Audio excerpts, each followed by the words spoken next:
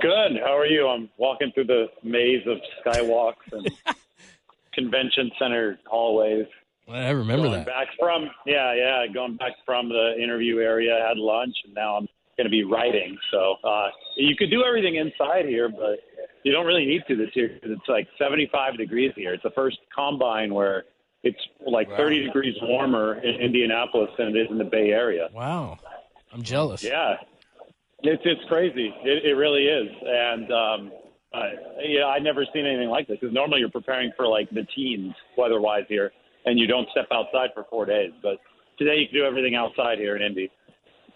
All right, so we heard John talking about Brock Purdy at the podium with a lot of, out-of-town guys, and then you guys got him separately. Is there more that you were able to glean when you guys, the Bay Area beat writers sat down with John as it relates to Brock's pending surgery, David? They're really hoping that it's going to happen next week. Keith Meister, who's the leader in UCL repairs, he's the Rangers team orthopedist, so he's going to be in Arizona for spring training, and that's where Brock Purdy's parents still live. So Purdy's actually out in Arizona. They're going to meet later this week once Meister shows up in the desert, and then I think that there's optimism, hope, all of the above that surgery can get done next week. Now, the one thing that I did ask John Lynch, because I think that people are making, knee-jerk assumptions in both directions that just aren't, especially in a negative direction with Brock Purdy, that just aren't really validated by any actual knowledge yet. I asked Lynch if it's possible that some healing is already happening on the UCL, which obviously could impact the timeline, because if some healing is already happening and you do put in that internal brace, then it could make the healing timeline a little bit shorter. And Lynch said absolutely. He said that that's possible, but obviously the operative term here is we don't know. Keith Meister doesn't know. Brock Purdy doesn't know. He's got to get under the knife. You've got to go in there, and the MRI can only tell you so much. So until it sounds like early next week at the very soonest, until then, we just won't have more information. And I don't think that it's, particularly productive to make judgments in either direction about a timeline. David Lombardi is joining us from Indianapolis. Just got done. We played the John Lynch on the big stage, and then David and the rest of the beat reporters took John off to the side and gleaned some more information. So one of the things he also said was he is watching Trey Lance from his second floor perch. And so this is at least going to be 6 months, which bumps us up almost to the start of the season. So Trey Lance is going to factor in here. And I know how much they love Brock Purdy, but is it possible to make this a quarterback competition if he has a great offseason? Oh, absolutely. I mean, Brock Purdy's played, 7 or 8 games? Maybe I think it was 8 going on 9 with the game against Philadelphia, but he only played a drive there.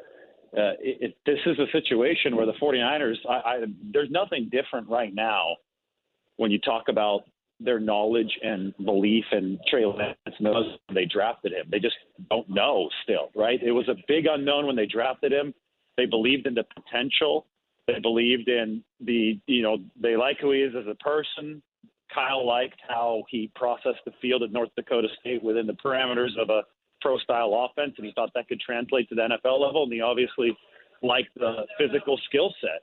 But as far as actually being able to package all of that, especially given the experience, right, because Trey Lance didn't have any major college football experience and only played a year at the FCS level, as far as packaging that to the NFL level, the 49ers realized that he just needed time. He just needed, an opportunity to actually grow into the job, into the role of an NFL quarterback. And he didn't have that under his belt when they drafted him, and he still doesn't have that under his belt right now, thanks to all of the injuries that have happened. So if Trey can put in a relatively healthy offseason, and I say relatively because right now he's not fully cleared yet, but he is throwing, and Lynch says that he can watch him out of his office window, and everything looks good so far, should be fully cleared by OTAs. If that can happen, then Trey Lance is obviously still in the forefront of the 49ers' minds right now.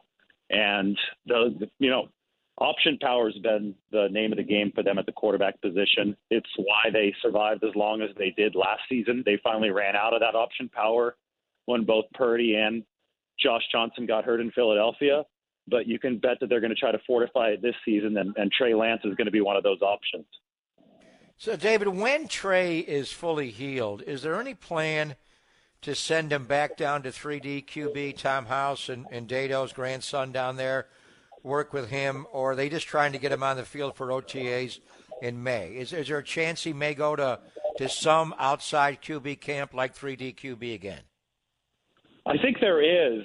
I'm trying to remember if he talked about this in detail on Locker Room Cleanout Day. I'm actually going to have to go back and listen. He did not. He didn't. Okay, yeah. So that's something that we'll obviously keep a close eye on. I think right now for the culmination of the rehab process, they definitely want him up in the Bay Area.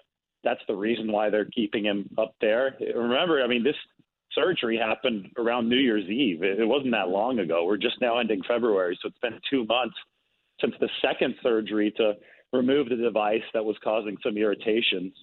He just started throwing with full dropbacks this past weekend. So I would think that there's going to be at least a few more weeks of supervised throwing at the team facility before stuff like that becomes a discussion. And, a lot of that happens in LA, so it's a quick flight away. So it wouldn't surprise me if by the time that Trey Lance got at least closer to being fully cleared, that became something that was part of his training repertoire again.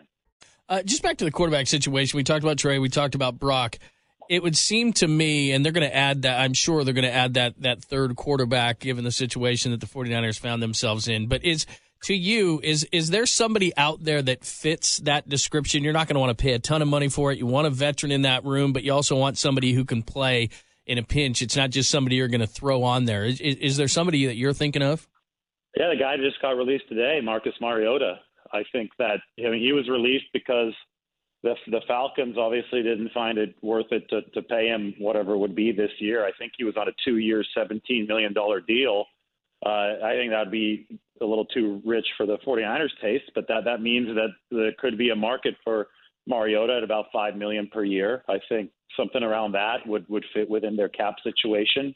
Both Lynch and Shanahan have overtly said that it's going to be necessary in all likelihood for this team to sign a veteran to fit the parameters that you're talking about. And I think Mariota would actually be excellent. You get a veteran presence in the room to help Trey Lance along as far as, he knows how the league works. And he also has a similar skill set to Trey Lance in that he can move. He's a big guy. He's 6'4". I think when you saw the Falcons and the 49ers play this past season, that might have been Mariota's best game of the year. He was 13 of 14 against the really, really injured, depleted 49ers defense. But that Atlanta attack with Arthur Smith was just running a lot, right? I mean, that was the most run-heavy team in all football this year.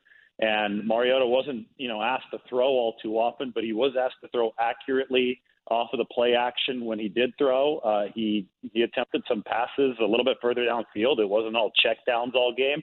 And he had to use his legs.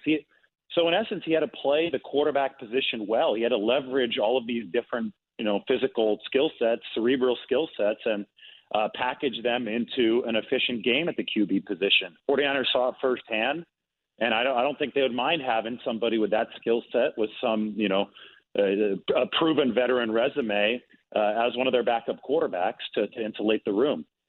Now, I thought of his name immediately when I heard he got released, and then a surprise in Atlanta.